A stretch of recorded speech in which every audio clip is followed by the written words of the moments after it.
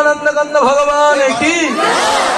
আজকের পর থেকে কোনো গ্রামে গঞ্জে কোথাও পুজো পাঠ কীর্তনে সব জায়গায় ডিজে বাজিয়ে মদ খেয়ে কীর্তন বন্ধ।